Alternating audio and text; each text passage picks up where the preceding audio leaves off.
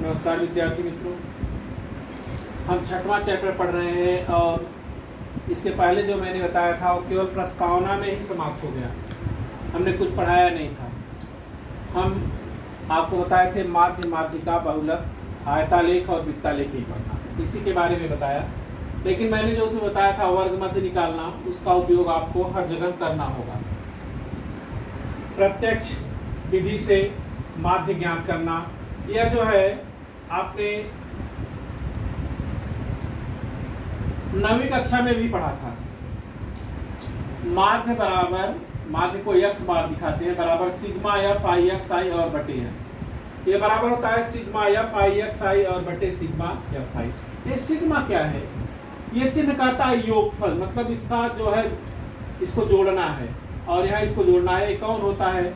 ये F I होता है, ये बारंबारता। तो सभी बारंबारता को जोड़ते हैं, नीचे लिखते हैं सिग्मा एफ आई, और इसका जो मान आता है उस सबको जोड़ते हैं तो लिखते हैं सिग्मा एफ आई और x I.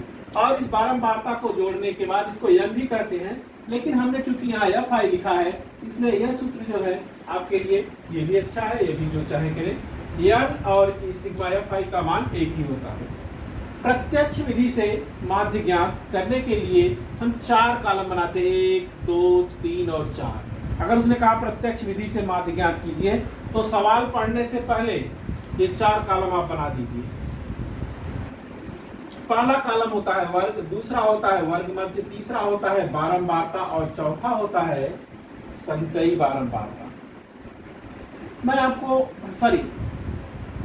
F I x आई, संचयी बारंबारता इसमें नहीं है, संचयी बारंबारता माध्यिका में है, उसको बताएंगे। ये चौथा कॉलम एफ आई गुणे एक्स आई होता है, संचयी बारंबारता का नहीं होता, वो आपको मैं बताऊंगा माध्यिका में। तो इस सवाल को हल करने के लिए मैं आपको आपकी किताब का पहला सवाल जो है वो हल करने जा रहा हूँ। लिखिएगा, सवाल एक बार पढ़ रहा हूँ और आपको माध्य, माध्यिका, बहुलक ज्ञात करते समय 2 चीजें दी रहेगी सारणी में, एक रहेगा वर्ग और दूसरा रहेगा बारंबारता। ये वर्ग और बारंबारता आपने 8वीं कक्षा से भी सीखा है, 9वीं में भी सीखा है। वर्ग मध्य निकालना भी मैंने सूत्र बताया था, वो भी आपको पता है। तो सबसे पहले मैं एक सवाल आपको हल करके प्रत्यक्ष विधि से बता रहा हूं। पहला सवाल देखिए, 10वीं कक्षा के 50 विद्यार्थियों द्वारा दैनिक अध्ययन के लिए व्यतीत किए गए घंटों तथा विद्यार्थियों की संख्या की बारंबारता बंटन सारणी नीचे दी गई है। ये सब में दिया जाएगा, इससे हमारा कोई मतलब नहीं। इसके आधार पर विद्यार्थियों के द्वारा अध्ययन के लिए दिए गए समय का प्रत्यक्ष विधि से, प्रत्यक्ष पद्धति से माध्य ज्ञात करना है। मैंने आपको बताया था कि वर्ग और बारंबारता 2 चीजें हर जगह दी रहती हैं, कौन वर्ग होता है और कौन बारंबारता। ये सारणी आपको दी रहेगी, इसमें जो 0 से 2, 2 से 4 ये वर्ग है, और बारंबारता विद्यार्थियों की संख्या 7, 18, 12 ये जो है बारंबारता है। तो मैंने आपको बताया प्रत्यक्ष विधि से माध्य ज्ञात करने के लिए सबसे पहले 4 कॉलम बनाइए।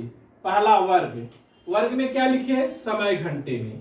दूसरा वर्ग मध्य, तीसरा बारंबारता, बारंबारता में क्या लिखिए? विद्यार्थियों की संख्या, और इसको एक्स आई कहते हैं बारंबारता को, वर्ग मध्य को जो है बारंबारता को एफ आई और वर्ग मध्य को एक्स आई। अब दोनों का गुणा करेंगे, एफ आई और गुणे एक्स आई।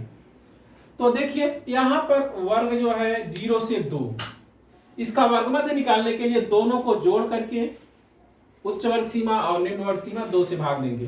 तो 0 में 2 को जोड़ेंगे तो 2, और 2 का आधा हो गया 1।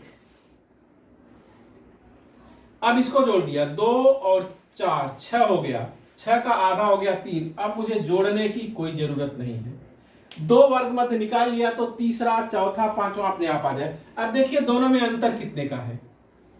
1 और 3, 2 का अंतर है। 2 को जोड़ देंगे तो इसका वर्ग मध्य हो जाएगा 5। आप जोड़ करके भी 6 4 जोड़ेंगे तो 10, 10 का आधा 5। अब इसमें फिर 2 जोड़ेंगे तो 5 2 7, फिर 2 जोड़ेंगे तो 7 और 2 9, वर्ग मध्य आपको आ गया। वर्ग मध्य निकालने के लिए दोनों वर्ग की दोनों सीमाओं को अर्थात उच्च और निम्न सीमा को जोड़ देते हैं और 2 का भाग देते हैं, वर्ग मध्य निकल गया।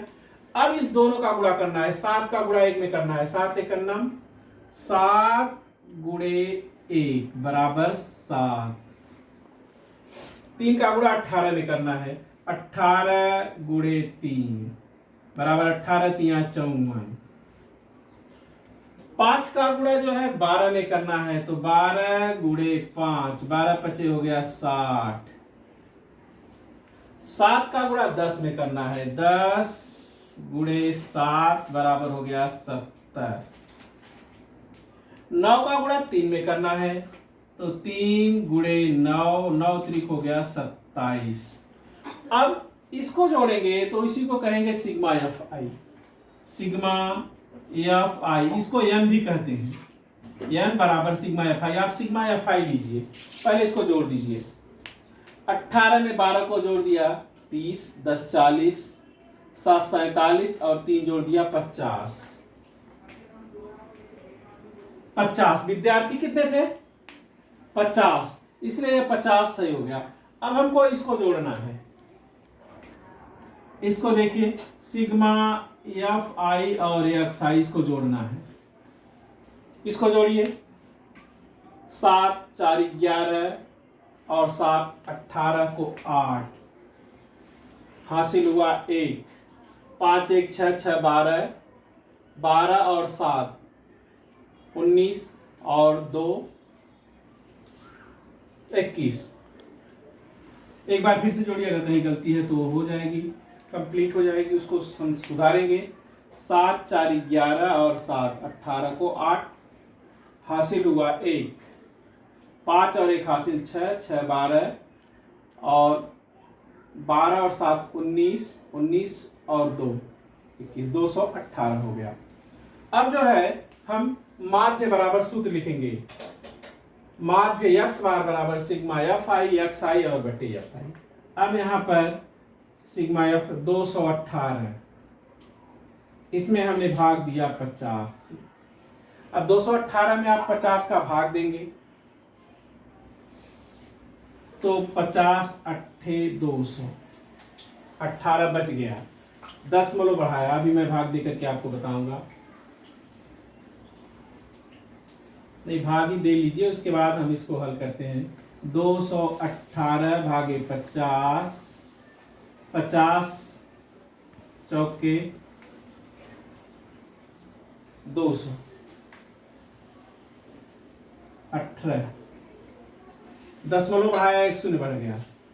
50 तिया 150, 30 बच गया घटाया तो 1 शून्य और बढ़ाया, 50 6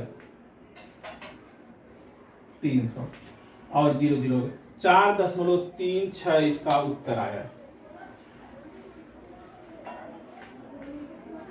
तो इसका उत्तर देखिए आया 4.36, बराबर हो गया 4.36। अब इसका उत्तर कैसे लिखना है? आपको लिखना है विद्यार्थियों द्वारा अध्ययन के लिए दिए गए समय का माध्य बराबर 4.36 घंटे। उत्तर मैं यहां लिख करके आपको बता रहा हूं। तो इसका उत्तर इस तरह लिखेंगे, विद्यार्थियों द्वारा अध्ययन के लिए दिए गए समय का माध्य बराबर 4.36 घंटे।